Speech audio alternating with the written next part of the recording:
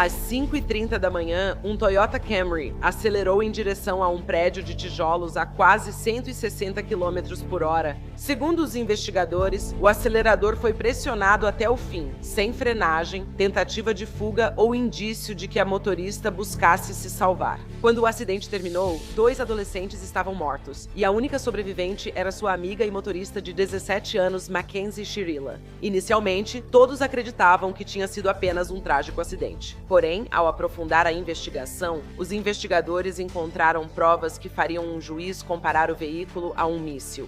E transformaram um dos acidentes mais mortais de Ohio em um caso de assassinato que continua dividindo a opinião pública até hoje. Quando a Netflix lançou o documentário sobre o acidente, milhões de espectadores foram apresentados à história de Mackenzie Shirilla. Alguns acreditaram que ela foi injustamente retratada como assassina, enquanto outros disseram que o documentário omitiu evidências importantes do caso de homicídio veicular. Agora, anos depois, o debate continua sem resolução. Por trás das manchetes, há uma história complexa de ameaças, gravações secretas, visitas suspeitas ao acidente e relatos que revelam uma situação mais sombria do que muitos já viram. Para entender por que esse caso ainda gera controvérsias, precisamos voltar ao início e examinar o relacionamento central. O casal perfeito que não era. Então, por fora, Mackenzie Shirilla e Dominique Russo pareciam ser, sabe, o típico casal de ensino médio. Eles eram jovens, atraentes, populares e estavam sempre compartilhando fotos, vídeos e lembranças de viagens nas redes sociais e em plataformas de mídia social. Para muitos, eles pareciam 2 adolescentes construindo um futuro juntos. No entanto, de acordo com amigos e familiares, a realidade por trás do relacionamento era muito mais complicada. Testemunhas depois relataram que o relacionamento deles era altamente volátil, tumultuado, com discussões frequentes e separações constantes. Os investigadores ficaram particularmente interessados em um padrão que supostamente surgia sempre que Dominique tentava se afastar do relacionamento. Agora, de acordo com o depoimento apresentado durante o caso, Mackenzie frequentemente respondia, sabe, tentando puxá-lo de volta para perto. Amigos descreveram um relacionamento que oscilava entre carinho e caos, onde momentos normais podiam rapidamente dar lugar a confrontos explosivos. Testemunhas disseram que discussões incluíam ameaças com carros. Na época, ninguém imaginava que esses incidentes seriam provas assustadoras no tribunal, mas poucas semanas após a formatura do ensino médio, tudo mudou.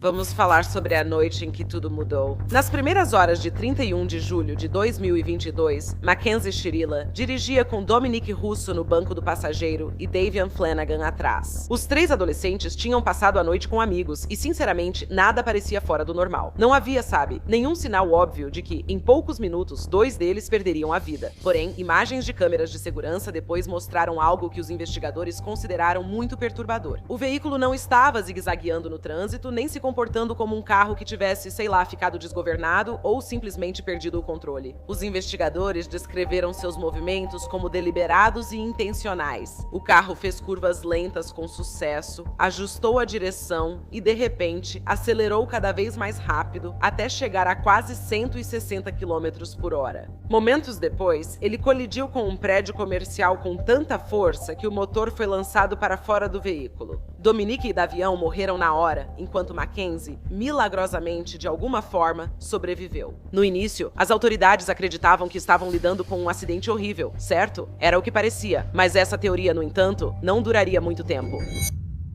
Esta é a evidência que mudou tudo. Os dados da caixa preta do veículo se tornaram um ponto de virada nesta investigação. De acordo com os promotores, o acelerador permaneceu totalmente pressionado antes da batida. Não houve frenagem. Não houve manobra corretiva na direção e nenhuma tentativa aparente de evitar qualquer tipo de impacto. Os investigadores questionaram como o pedal do acelerador poderia permanecer pressionado até o fundo se Mackenzie realmente tivesse desmaiado antes da colisão, como ela afirma. A investigação tomou outro rumo muito dramático quando dados de celular e GPS supostamente colocaram Mackenzie perto do local do acidente vários dias antes do incidente acontecer. Os promotores argumentaram que essas visitas não foram, acidentais e sugeriram que, ela estava inspecionando o local com antecedência. O que era uma investigação de acidente fatal, logo se tornou um possível caso de assassinato premeditado. Enquanto os investigadores continuavam montando o caso, ex-amigos e colegas de classe realmente apareceram com relatos descrevendo um lado de Mackenzie que o público raramente tinha visto, se é que já tinha visto. Alguns a chamaram de controladora, manipuladora e obcecada por relacionamentos que estavam desmoronando. Se essas descrições eram precisas, ainda é debatido, mas os promotores acham que ajudaram a estabelecer um motivo. A teoria deles era simples. Dominique queria sair do relacionamento e Mackenzie simplesmente não conseguia aceitar isso. Tudo o que foi discutido até agora era só o começo. Enquanto os investigadores montavam o caso, as próprias ações de Mackenzie após o acidente geraram ainda mais perguntas. Essas perguntas acabariam levando muitas pessoas a se perguntarem se ela era realmente uma sobrevivente enlutada ou alguém escondendo um segredo aterrorizante.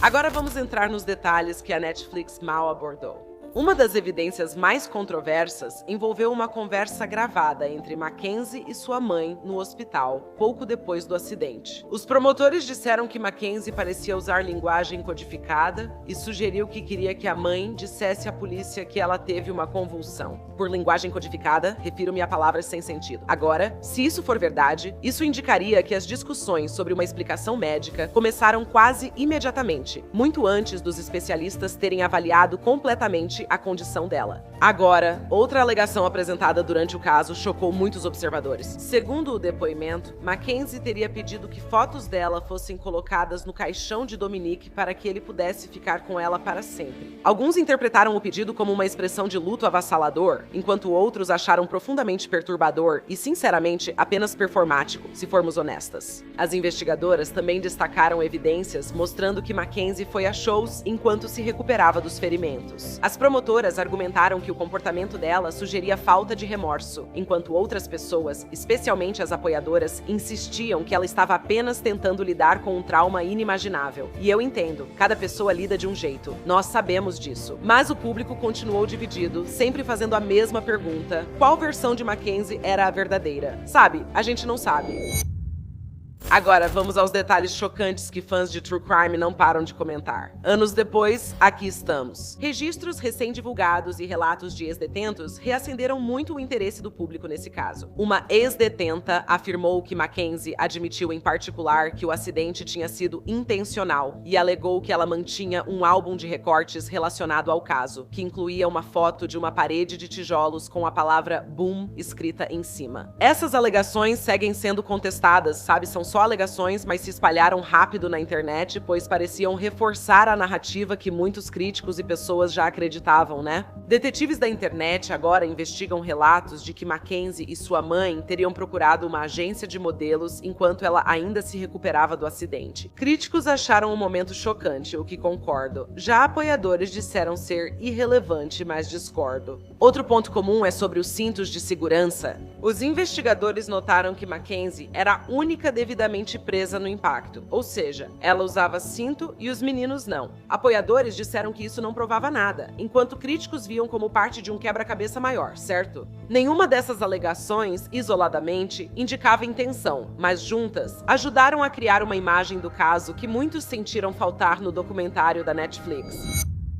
Agora vamos falar sobre o veredito e o que aconteceu depois. Então, em agosto de 2023, a juíza Nancy Russo deu um veredito que surpreendeu muitos observadores. Mackenzie Shirilla foi considerada culpada de assassinato, não de homicídio culposo ou homicídio involuntário. Ao justificar a decisão, a juíza destacou Mackenzie, afirmando que ela dirigiu como um míssil, tornando o veículo uma arma usada de propósito. Ela foi condenada a 2 penas simultâneas de 15 anos à prisão perpétua. Agora, apesar da condenação, a controvérsia em torno do caso nunca desapareceu. A defesa alegou que os promotores não provaram a intenção sem dúvidas razoáveis, enquanto apoiadores sugeriram que um episódio médico pode ter influenciado o caso. Alguns sugeriram condições como POTS como explicação para o acidente, certo? Mas se ela tinha POTS, nem deveria estar dirigindo. Estou certa?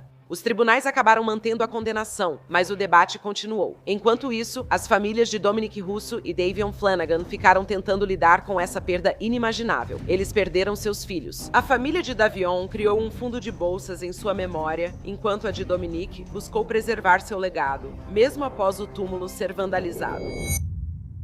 Então, onde ela está agora? Bem, hoje Mackenzie continua presa em Ohio, graças a Deus, e não terá direito à liberdade condicional até o final de 2023. O caso dela ainda rende documentários, podcasts e investigações no YouTube. Até a Gypsy Rose comentou: "Você sabe como é, né?" Há discussões sem fim nas redes sociais e, ao contrário de outros casos criminais, este nunca parece resolvido, pois realmente não está. Alguns veem provas de planejamento e intenção, outros enxergam só uma adolescente traumatizada com a vida destruída em segundos. Anos após o acidente, a mesma pergunta ainda divide a opinião pública. Foi assassinato? Ou foi um trágico acidente que os promotores interpretaram da forma mais severa possível? Os tribunais já responderam essa pergunta, querida. O público, no entanto, continua profundamente dividido. Talvez seja por isso que esse caso continua fascinando as pessoas. Não é simplesmente por causa de como terminou, mas por causa de como é difícil compreender totalmente. 3 jovens entraram em um carro antes do amanhecer e apenas um saiu vivo.